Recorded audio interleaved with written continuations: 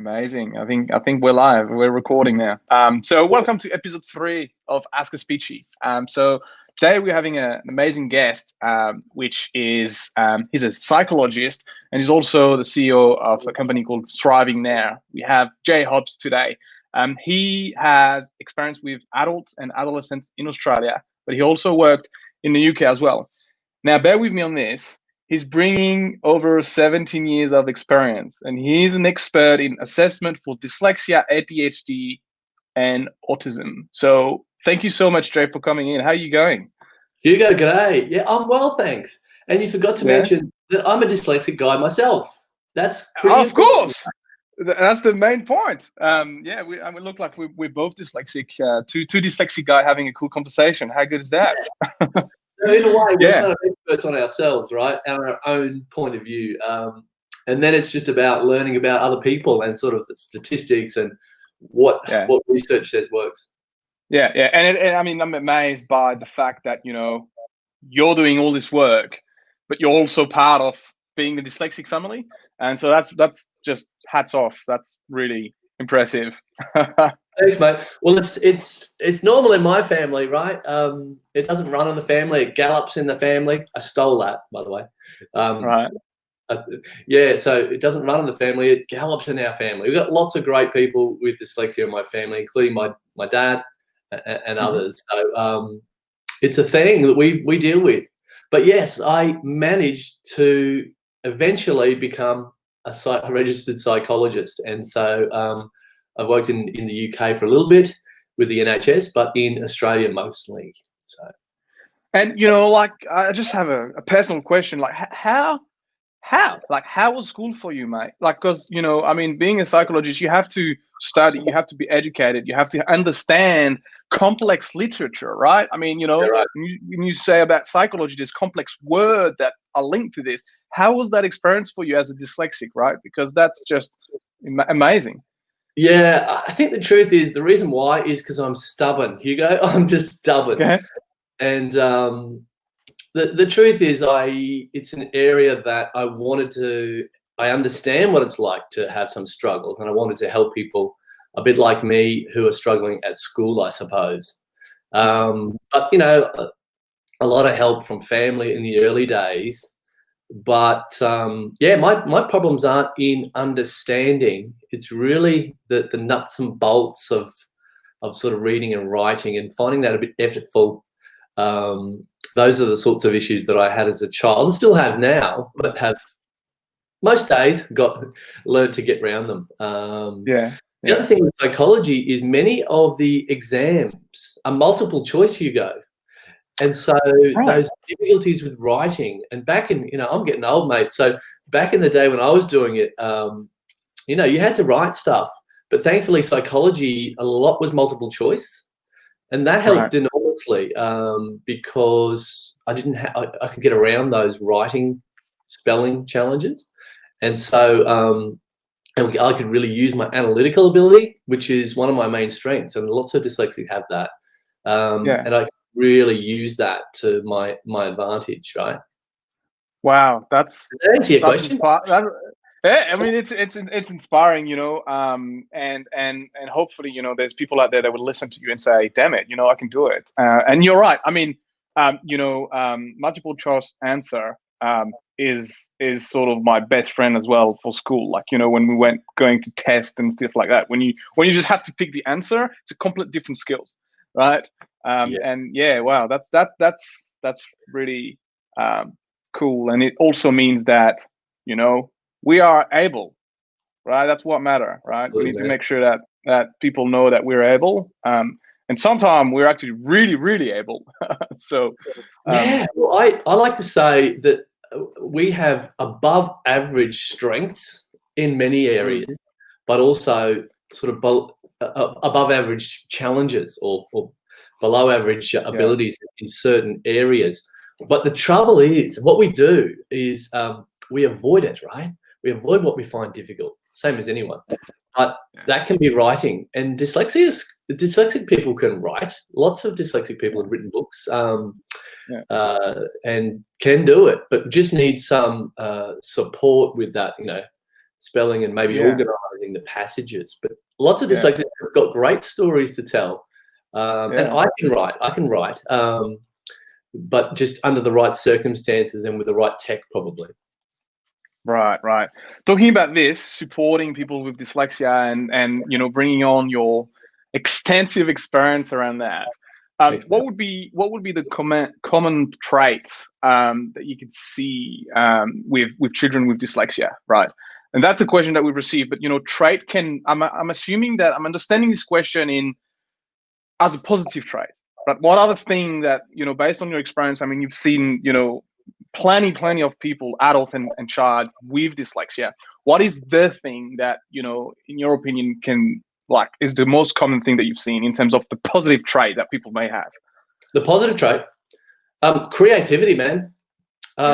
Creativity, but I'm going to say resilience, because we learn to keep trying it, keep turning up to school, keep working at the things we find difficult that other kids sat next to us just don't seem to have the same challenges with. And so being resilient, we learn to be resilient, I think, keep trying, but also we learn to get on with other people. We can connect with other people, and that's an amazing skill, communicating with another person. That's a good way to pick up if somebody is dyslexic. You know, for example, really good verbal abilities, you know, good vocabulary maybe, but the written ability is way behind what someone can actually verbalize, and that's a good way to go, hang on a minute. And sometimes what kids do, and what I did as a kid, was you dumb down what you're trying to say in a piece of writing or whatever, because you can't spell it. You're constantly hiding these challenges. So I would say creativity is such a typical thing for dyslexic people. What we do is some would say we have difficulty sequencing, but actually it's just creative, right? We do things in a different way. So remarkably creative, very resilient people. And I would say great with connecting with people. Yeah. Wow. So that's I think, yeah, I mean, on my opinion, in my personal experience, is that, you know, if I look objectively, I think you're spot on, Jay. Like it's about creativity, connecting with people, and that's just like something that, you know, I completely agree with. And so on the other side, you know, because we need to talk about the other side. You know, there's a good side, but there's a bad side. Obviously, that comes at a cost, right? You know, we can't have our cake and eat it too, right? So what would be some of the negative traits that you've seen in people with dyslexia? The most common thing that you see as a negative, that impacts in a negative way, you know, their life. Good question. And I think you're right. We need to look at the whole picture, and that includes the difficulties, and they are significant. The thing with dyslexia is supported dyslexic people can really thrive, but unsupported dyslexic people can really struggle. And if you look at the prison system, a lot of people who have some learning challenges in the prison system. If you look at people who drop out of school early, again, huge proportion of those have had difficulty in some way or another in reading or writing. So supported, we can fly, but not supported, it can really be a major issue for us. Major challenge, I would say, is a low self-confidence. That's so common. Hiding the fact that we might think we're stupid, that word, that we might think the fact that we can't do this. And so it leads to low self-esteem and low confidence. And if you think of an exercise analogy, you know, the more you think that you can't, or you might be dumb or thick or whatever we tell ourselves as kids, the more you think of that, the stronger it grows.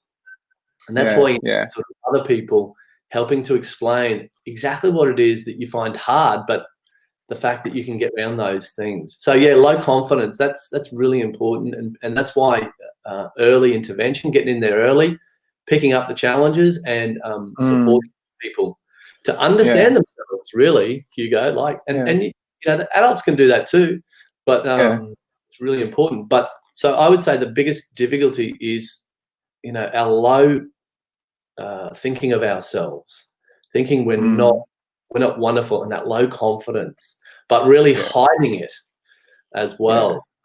Yeah. At any opportunity, right? At any Yeah. opportunity. I Yeah. spoke with a fantastic CEO recently, Caitlin, and smart lady. Wow, capable individual. And she's the CEO of a big company now. But in secondary school, she had to come out about she really was struggling to learn to read. Mm. And she'd hidden it for all those years. And that has an effect on how you feel about yourself. And I spoke with her recently, to this day, Hugo, right? What about you? So Yeah. did you find, particularly in the school years, did you find that you had this underlying sort of self-confidence thing? Well, look, I've had a lot of discussion with, fellow dyslexic, and I've heard a lot of different stories. And now, by looking at this, when I look at my life, right, I think I'm one of the luckiest dyslexic that there is. And I think there's two reasons to this. The first reason, I think, is because inherently I've never had the feeling of I'm not able to do what someone else is doing. So, you know, um, I've never experienced that feeling in my life. And Mm. so I think that helped because, then in terms of confidence, you're kind of okay. You don't feel like that you can't do it. And Yeah. then the second thing is that, and I don't know if I think it's a bad thing, obviously, but, I've been diagnosed with dyslexia at like 11, 12. And so I grew up in France and I got educated in France. And so after my diagnosis, right, I went and see a speech pathologist to learn how to read and write. So I had dyslexia and dysgraphia as well. Couldn't read and write. And so, for about 2 years, so I went and see a professional to just help me, to teach me how to read and write. But, at school, throughout my whole life, I was not labeled. Yeah. Right. So I was just going to school. I was just struggling. I was missing class, and then I dropped out of high school, and but I was never labeled. So I lived my life just as being me, not as being dyslexic, and everyone else was looking at me as a dyslexic person. Yeah. So you know and obviously that's bad, because maybe if the school was labeling me as dyslexic, maybe I would have received some better support, right? So that's why I think I've got a good story compared to other people. Other people, like you said, they have terrible low self-esteem sometimes, and it's really, really hard, right? Yeah. So I think I'm on the good side of the spectrum in some way. And thanks to YouTube, because like pretty much I'm learning everything through YouTube, and I have this thirst for knowledge, and it turns out video are a great medium of learning for me. I don't know about you, but like, I learn a lot on YouTube, and so that sort of compensated my sort of failed education at school in some way, which I think is I've met many people with dyslexia who also, just eat YouTube video every weekend and learning new stuff. So I think it's great. I think it's Video is amazing. I love learning on video. And actually, it's funny. I was a bit similar to you. I definitely felt that, wow, I can't do this, but other kids can. I definitely felt that. At a particular time in school, it was really strong, late primary school. But I always had an underlying sort of confidence about, well, but they don't know. I'm pretty good. And I think that's even led to me sort of trying to prove myself all the time to people, because I've had an underlying confidence, but I'm trying to convince other people. So interesting conversation. Yeah, I love videos, learning through videos, right? And who would read a recipe when you can watch the chef cook it, right? You can watch Jamie Oliver cook that thing. Absolutely. And you're seeing, a word about how he sautés the onions, fine, but when you're seeing how he does it, you can rewind it. That's true. That's true. And so now, going down a bit more into the technical details of your expertise and your work and the work that you're doing.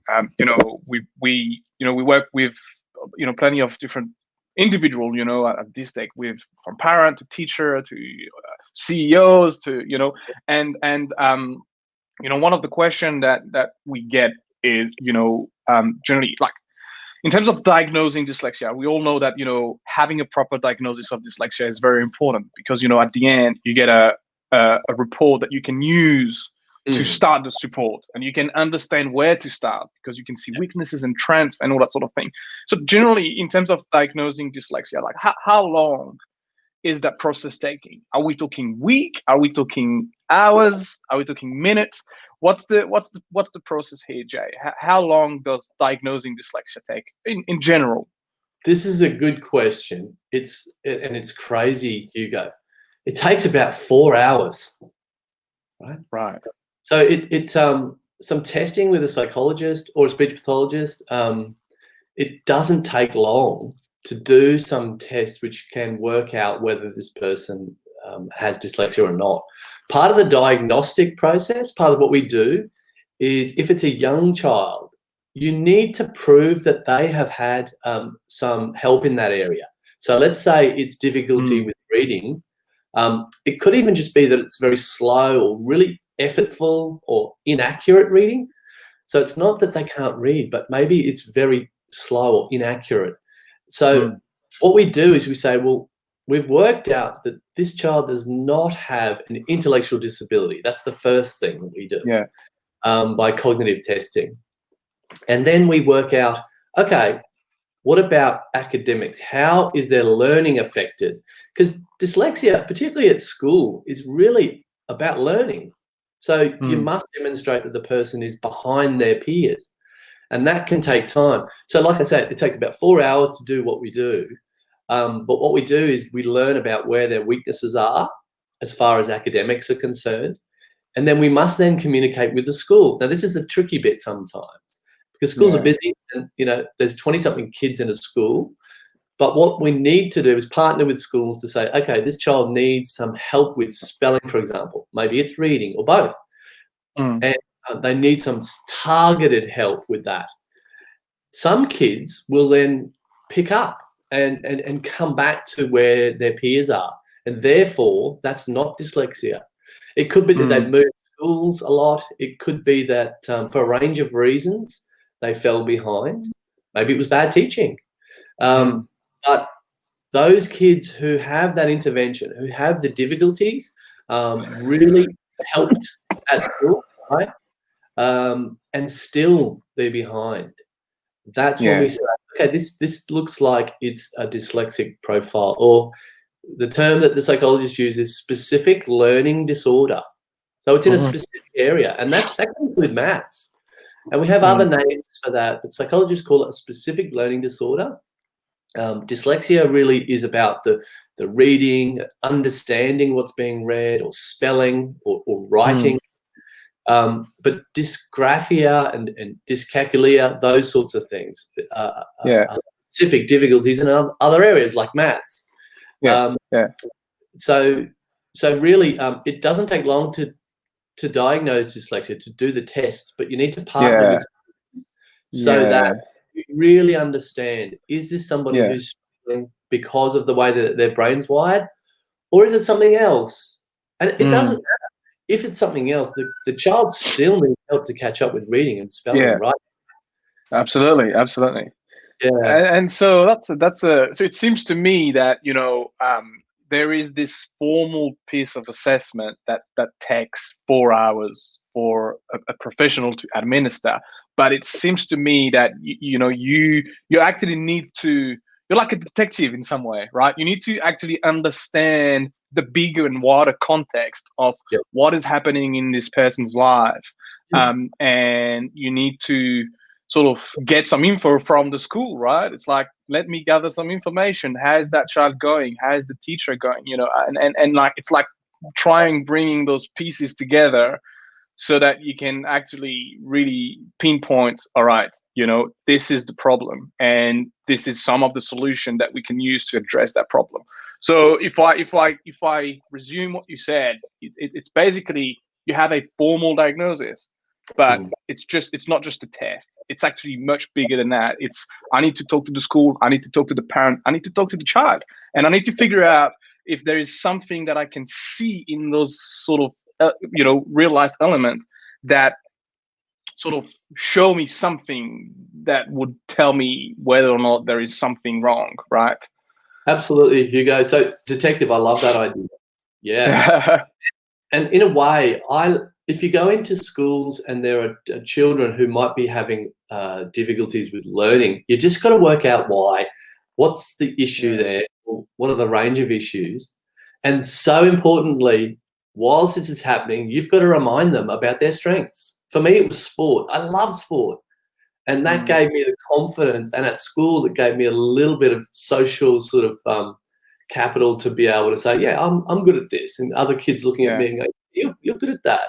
So the strengths, or it could be, it might not be sport. It could be something else for dyslexic people, like IT, or creativity. Have you ever heard of Vincent Fantuzzo, who's a dyslexic artist? Yeah. He went on a ABC, right? About his story about being dyslexic. Amazing talent, and he should have been doing stuff at school, but he was drawing, And wow, what an artist! What an artist!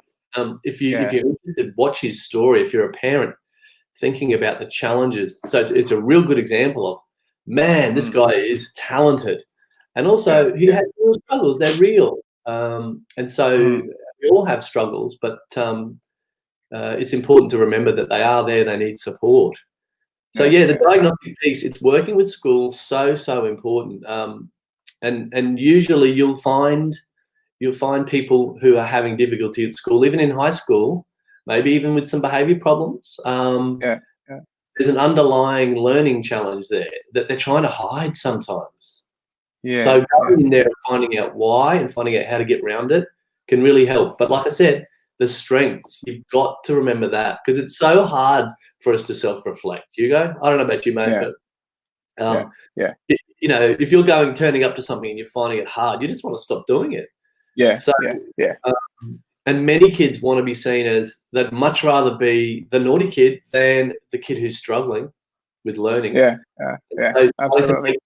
For me, I was a good kid, but I would try and avoid the writing and the spelling and those sorts of things and get around it. No, absolutely. And as a kid, specifically in the social context, when you're with your classmate, you definitely don't want to be seen as different, right? You want to be part of the group, right? You that's what social thing is about, right? You want to be the same. If you're different, then that's not great. So we've been discussing about school a lot, and school is obviously a fundamental part of someone's life, right? A kid's education. It's like, in my opinion, that's one of the biggest success factor of everything in life, right? If you have good education, because not only you're learning stuff at school, but you're also learning, social interaction. You're learning all sorts of things, not only the academic stuff, right? There's a whole aspect to school that is not academic, that is life. But after school, right? After school, life happened. And so, for kids who, start going to work and go in the workplace as dyslexic, right? We've had a parent who asked us that, saying, as a parent, when my kid stops school and start finding their first job and they're dyslexic, right? It's a struggle sometimes, right? Like as a parent, what are the things that you can do, right, to support your child's transition from, school environment to you gotta work, working environment as a dyslexic, right? Do you have any tips or advice for those people to just empower them with some just basic knowledge, or maybe, I don't know, some tips and tricks or some habit, or I don't know? So when someone's at work, really what's needed is a workplace assessment. Right. What's the job they're doing? What are the strengths and what do they find difficult? And what are some specific things to help with the stuff they find difficult? Often it's technology, but there's so many different sorts of jobs. Sorry, technology that can help people get around, if it's writing or emails or grammar. There's a whole bunch of stuff that can help with that. But for a parent who's trying to support their child, this is an opportunity, because find what that child's passionate about and wants to do as a job, and then that will convince them in many ways okay, to do that job, you're going to have to learn this, this, and this, even though you find it difficult. So let's get you, and so you can get the motivation for the child to actually learn what it is that they need to Yeah. learn for that job. A lot of dyslexic people, not all, but some like me, were really good at sport, and become sports stars. Or, you know, like the Jamie Olivers become a cook, a chef. And so there's lots of different jobs, and I think sometimes schools lose sight of the fact that not everybody wants to go to university or can. Although I want to make it very clear, people with dyslexia can go to university, can thrive at university, like I did, and they just need some support and to understand things that they find difficult, and also strengths. So yeah, I would find the strength area for a dyslexic child. Engineering, funnily enough, there's a lot of dyslexic people I've met who've really got good mathematical skills. Now I don't, but a lot of dyslexics do, and so maybe that's a strength. Often dyslexics are very visual people, so maybe it's a creative or visual type of job. But we do all need to get organised, and sometimes dyslexic people find that difficult. So help with getting organised, help with time management, and of course the reading and spelling. So Well, many different sorts of jobs, it's hard, but I would say if somebody's in a job, it's a workplace assessment that's needed. Or parents know what their kids find difficult. Of course. You've got to have the motivation. The child or the adolescent has to have the motivation to face up to the stuff they find difficult. So find what they love and then help them achieve that and learn the skills they need to achieve it. Yeah, I love that. That's like, I really like the approach. I mean, it's like, you know, it's true. Like if you like motivation, with motivation, you can do so much. Like if you're motivated, then like there's very little that can stop you from, you know, doing what you want to do, right? And yeah, I think, you know, that's a great tip. Is like, if you're a parent, you know what your kid is good at, and you know what your kid like. Mix the two, and then that's it. That's a good formula to you know make a very positive change. And the thing with adolescents, and I have 2 kids, but the thing with adolescents is what mum and dad say is nothing.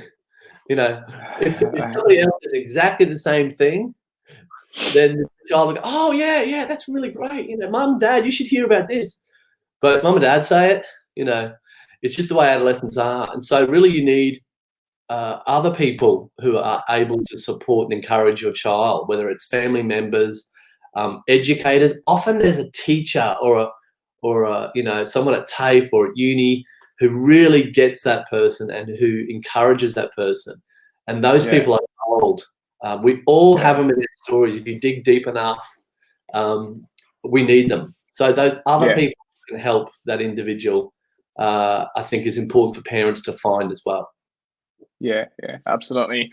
And you know, I mean, we're in a as we talk, you know, we're in a crazy time, right? We have a global pandemic happening all around the world. We have restriction. We have to wear mask. We have, you know, millions of parents homeschooling right now. People lost their job. People lost their loved one.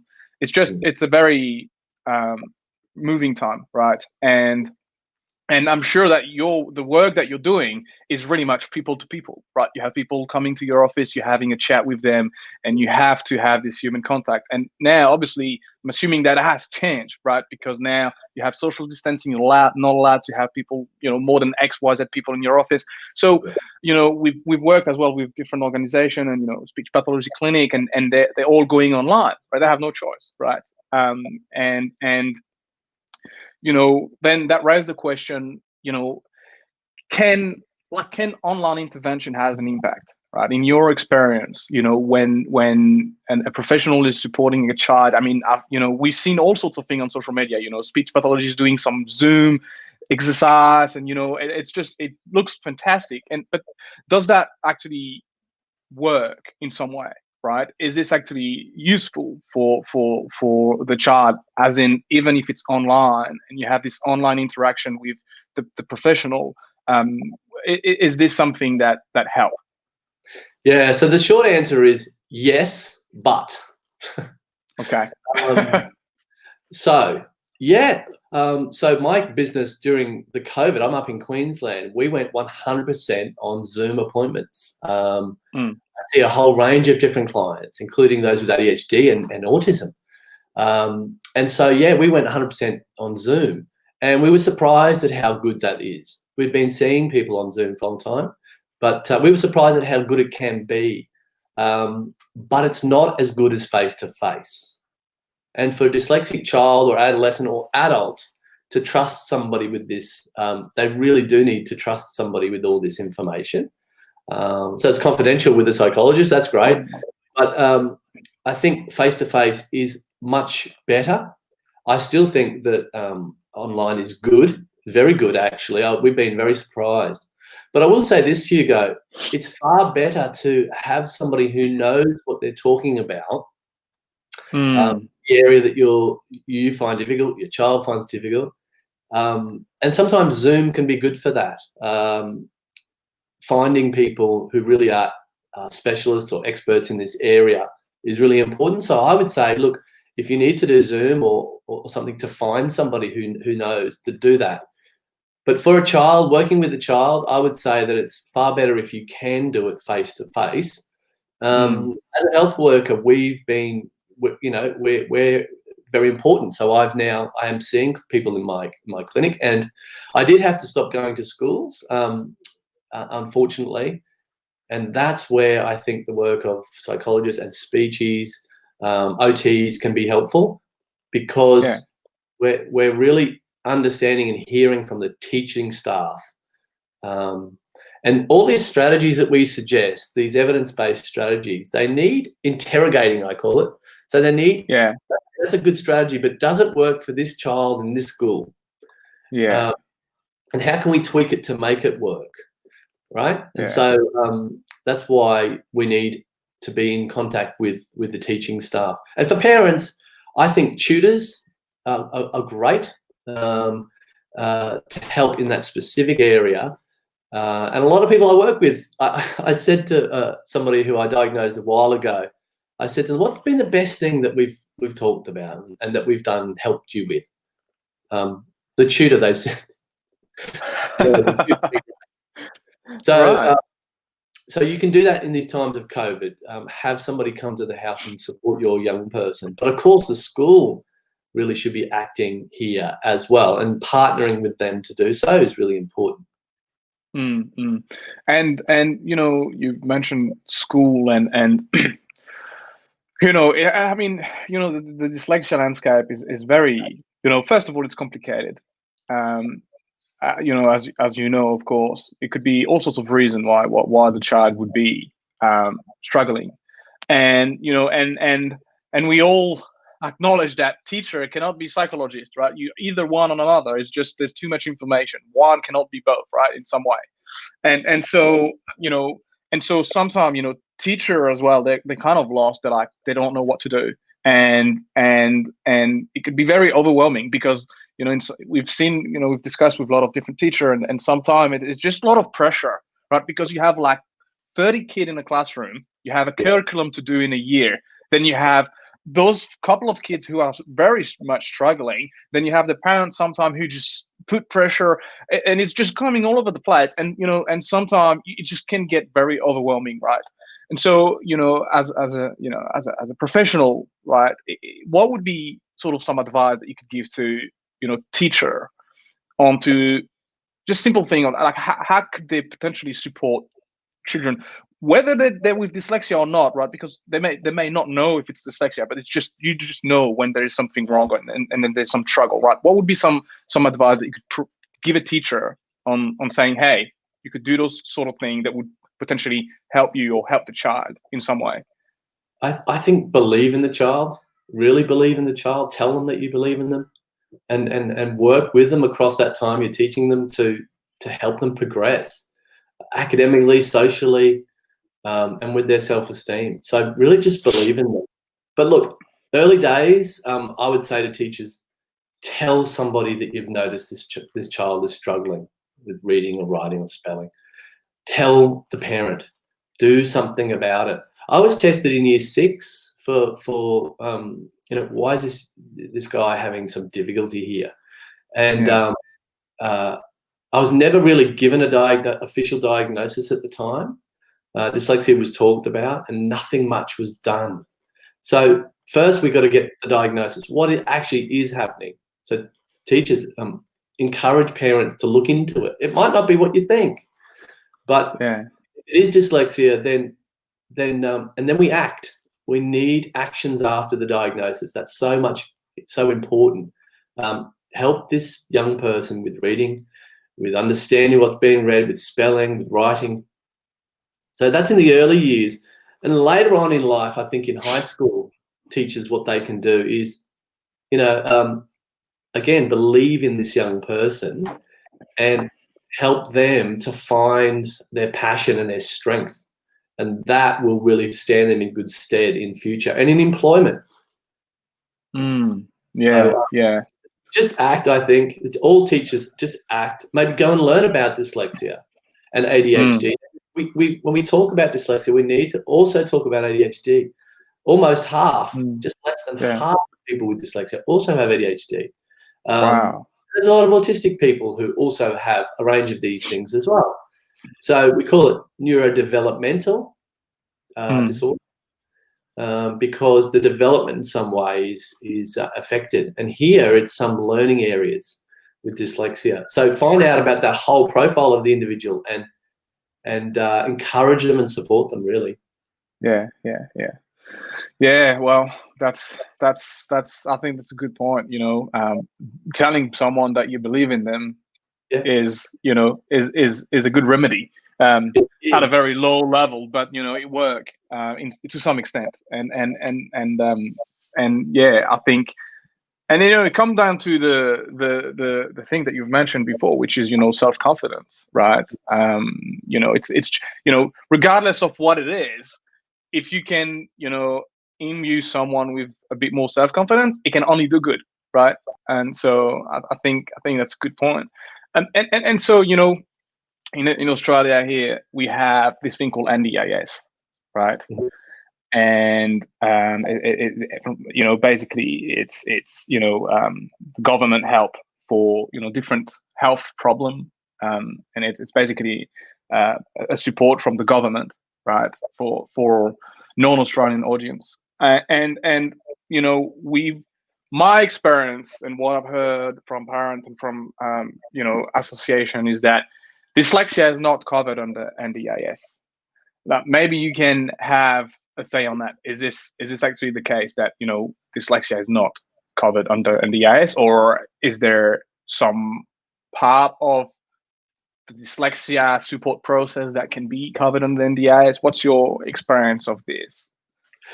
Well, in a way, you're right.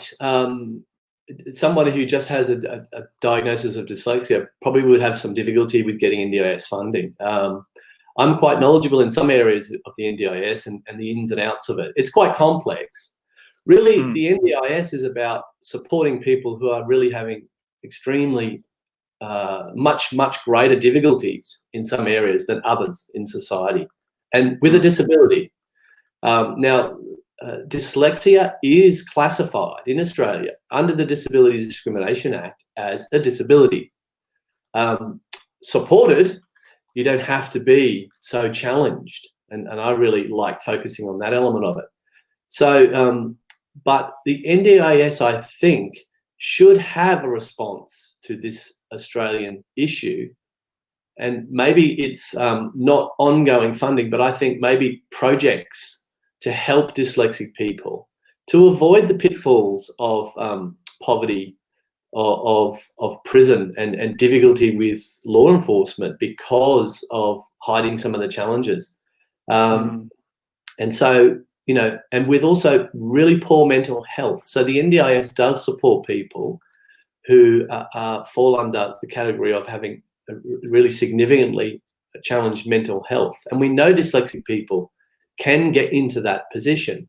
There's some recent research by Shay Wiesel from Dear Dyslexic. She's done some great research at La Trobe Uni around dyslexic people and the risk of suicide, which is very high compared to others. So the mental health challenges that can happen from a dyslexic person's life should be supported by the NDIS, I believe, before they get to that point. So it's complex. There are people, as I said, with autism and with dyslexia and with other challenges supported under the NDIS, but in its purest sense, I suppose, no, the NDIS doesn't cover dyslexia. However, I believe that the NDIS should have a response to dyslexia in Australia. So projects, I think, innovative projects to help dyslexic people. And there's plenty of evidence as to how you do this. And so really we just need to act again. One of the things I'm trying to do, Hugo, is to help dyslexic people into jobs in cybersecurity. Right. Because here's a need in Australian society. We need people who've got skills in IT, and they're hard to find, and in cybersecurity. Now, in the UK, they did a fantastic program at GCHQ, their intelligence agency, for dyslexic people to get into and work for them, basically, in cybersecurity. I'm trying to get some companies to put their hand up to find some dyslexic people for their cyber jobs, and we're getting there. We're getting there. So I think the NDIS can fund sort of innovative projects, which they do in Australia, to help dyslexic people as a disability under the Disability Discrimination Act in Australia. Wow. Right. And so Jay, now, like, if you could just tell people where they can connect with you, because I'm sure there'll be people wanting to ask you more questions, maybe get in touch with you, maybe use your services, use your support and service. Where can people find you best? Is it? So Thriving Now is my company. Thrivingnow.com.au is our website. I would say we're having a conference in October. A lot of great dyslexic speakers speaking about their personal journeys. 28th of October it is. And we're having it at the Vantuzo Hotel in Brisbane, but also on Zoom. So even if you're in Victoria or New South Wales, wherever you are, you can interact with that. But I do see adults around Australia as a bit of a mentor, or even pure psychology via Zoom if people want to get in contact with me. But I'm Brisbane based. Thrivingnow.com.au. And if you're interested in interacting with us and some of our services, then let us know. But there's some great dyslexic services out there. There's a company, Dyslexia Demystified, out of Melbourne. They do mentoring. I think that's really important for kids and adults. Dear Dyslexic are fantastic also in Melbourne, particularly I think for adults. But I'm more than happy to chat. And I think answering questions is a really good idea, because there's a lot of confusion in this space. Oh, there is, and partly that's one of the things that we try to address with organizing those discussion, is that as a tech company we receive plenty of questions, and we don't have the expertise to answer any of them most of the time, because people asking us some guidance, how can we support them, what they should do next, and we don't have this expertise to tell them, hey, you should do this, or you should, and so we were like, well, maybe we can use all this influx of question and redirect them to some professional that can actually answer some of those questions in a professional way, right? And so that's why we're trying to do this Ask a Speechy series, where we have people like yourself who's got a wealth of expertise in the domain and can actually share some of the tips and tricks that you have learned. And Hugo, one of the things people and parents could do if they're interested in themselves or their child, and doing a little test. We've got some fun tests, cognitive tests online on our website for dyslexia. you can do that for free. And if you're interested to do the whole thing, get in touch with us. But you can do some demos, little games that test your brain to work out whether you might be somebody who's dyslexic or not. And I know you guys have got a fantastic screening thing as well. Yeah. Oh, that's really cool. Yeah, I mean, I'm always fascinated by. I'm like, I had this big moment where I was really fascinated with space, right? So I spent like 6 months just absorbing knowledge about space, black hole, all sorts of thing, right? And then, but recently, I've been really interested into the brain and how the brain function and how memory works, and all the sort of different tests, cognitive tests that you can do to test different aspects of your brain. Yep. So that's pretty cool. I'm probably going to check out the test myself on your website. You should. Yeah. And anyone who's trying to find some services, there's two things that are important. Are these people using research to inform what they do? And are they speaking with and designing what they do with dyslexic people? And if the answer to both of those things is yes, then you've got a really good professional there on your hands. But dyslexic people need to be involved in this stuff, like you, Hugo, like me, like anybody. We're talking about 10% of Australians here. So, involve dyslexic people and you'll find really great solutions to some of the challenges. And you'll find great examples of people who overcome their dyslexia, get round it day to day, and are doing well.